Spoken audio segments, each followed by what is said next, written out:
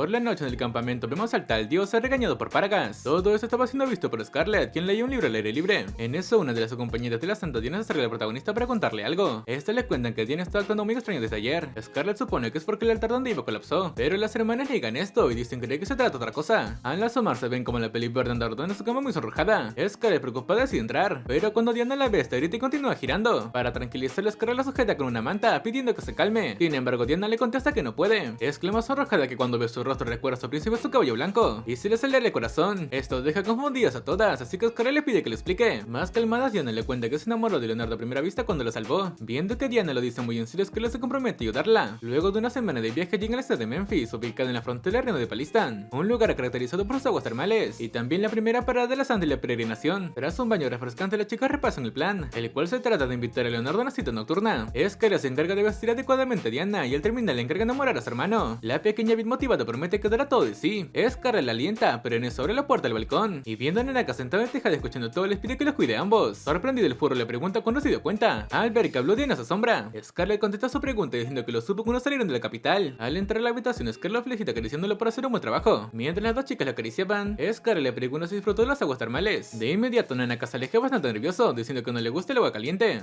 Scarlet se ofrece darle un baño, sin embargo Nanaka se niega rotundamente. Antes de irse les avisa que Leonardo ya acabó de bañarse y que está trabajando en su cuarto, por lo que deberían hablarle antes de que se acueste. Sabiendo esto, la prota sugiere empezar con el plan. Así vemos a la pequeña Diana frente a Leonardo, invitándolo a recorrer la ciudad. Esto sorprende un poco al pelinegro, pero recordar que su hermana le había dicho que Diana solía querer divertirse como una chica normal y que si lo llegaba a invitar a recorrer la ciudad la acompañara, termina diciendo que será un placer. Esto alegra a la pequeña y tranquiliza a Scarlet, quien viendo que el plan va de maravilla se dispone a también disfrutar de la noche. De este modo se pasea por el festival comprando y comiendo, pero en el camino se encuentra con Julius. Como de costumbre, este la molesta, diciendo que no pensó que su juguete andaría de juego nocturna. Scarlet niega estar haciendo esto y aclara que solo patrulla la ciudad por una doble causa, la cual es observar a los aventureros que hay en la ciudad. Le pregunta si recuerda el licántropo que estaba en la subasta de esclavos, pues al parecer suele ser un aventurero. Julius le dice comprenderla, ya que es verdad que muchos son unos rufianes, pero aclara que no todos los aventureros son malvados, así que duda que justo para que frente a unos tipos que quieran golpearla. De pronto escuchan un alboroto, unos aventureros están destruyendo un puesto. El dueño, preocupado por su mercancía, le ruega que paren y suplica por ayuda. Nuestro protagonista al ver esto le pregunta a Julius si los aventureros se les puede pegar. Julius se lo permite y acercándose al mercader le paga por todos los objetos. Antes que nada le pregunta si no le importa lo que pase con ellos. El mercader le da la libertad de hacer lo que quiera. Ni bien escucha esto, Scarlet se prepara para pelear. Le entrega su cosa a Julius y arranca a golpearlos. Con un solo puñetazo tumba a todos y deja inconsciente a dos. El líder de estos le pregunta qué le pasa y si acaso no sabe quiénes son ellos. Se presenta con el grupo de aventureros más fuerte de la zona, la vaquilla dorada. Esto le digo al Scarlet, quien poniéndose los guantes agradece por la comida. Al decir esto, Leonardo de la nada siente un escalofrío. En eso Diana lo llama para que vea un juego de peces. Leonardo le explica que tiene que pescarlos. La pequeña decide intentarlo, pero no logra atrapar ni uno. Leonardo lo observa en ellos tres monitos que les ofrece ayudarla. Así la toma de la mano y por fin logran capturar a uno. Emocionada, Diana estaba por llevárselo, pero ahí recapacita y decide que mejor lo dejará, ya que posiblemente se sienta solo si lo separa de los demás. Luego de esto van a diferentes puestos, comen dulces, prueban otros juegos e incluso compran diademas de orejas de gato, mientras que brindaban por el festival por poco y Diana choca con unos borrachos, pero Leonardo la aparta. Esto sonroja la peli verde, sin embargo, no puede evitar pensar que solo la trata como una niña. Cabizbaja le pregunta si acaso le parece infantil. Leonardo niega esto y le dice que solo le recuerda a Scarlet cuando era pequeña, pero Diana asegura que eso es imposible, ya que Scarlet siempre actúa tan calmada, es elegante, hermosa y genial. En cambio, ella es todo lo contrario, alguien poco femenina sin ningún encanto y que siempre tiene que ser protegida. Al ver que se desprecia a sí misma, Leonardo la reconforta saltando lo genial que realmente, pues a pesar de su corta edad cumplió con su deber de manera magnífica, es algo que no cualquiera puede hacer. Teniendo la oportunidad, Diana está por confesarle lo que siente. Sin embargo, en ese instante escuchan el alboroto al otro lado, y también con uno de los presentes se animaron a chica de pelo plateado de acabar con los aventureros. Leonardo ya se empieza a imaginar lo peor. Entonces, cuando uno de los guardias acerca a avisarle lo que sucede, confirma que se trata de Scarlet. De inmediato se va del lugar, pidiendo a la guardia que lleve a Diana a la posada. Mientras lo ve alejarse, Diana le dice en su mente que ya no tiene poder alguno, y algo de que ella desea poder ser como su hermana. Por otro lado, vemos a Paragas y Dios, junto a otros soldados patrullando la zona. En eso, uno de los comerciantes les invita algo de comida. Dios acepta alegremente, pero Paragas se lo quita, recordándole que está en servicio. Tomando esto como excusa, Dios se aleja, diciendo que irá a patrullar por otro lado. Así lo vemos meterse por un callejón leyendo una nota. Al mismo tiempo, en el imperio de Vanquish, Alflen y varios soldados se encontraban entrenando. De repente, uno de sus sirvientes se acerca para avisarle que un viaje espeluznante acaba de llegar. Resulta ser un inquisidor del culto de Palmia, el cual se presenta como Michelin, el estratega maquiavélico, y le solicita su ayuda para el culto de Palmia. Pero bueno, si has llegado hasta aquí y quieres la siguiente parte, comenta la palabra aventurero, para así demostrar que llegaste hasta el final. Aquí en pantalla te dejo este video recomendado. Recuerda estar suscrito, dejar tu like y compartir con tus amigos. Eso sería todo de mi parte. Cuídate, toma agua, báñate y nos vemos en un próximo video.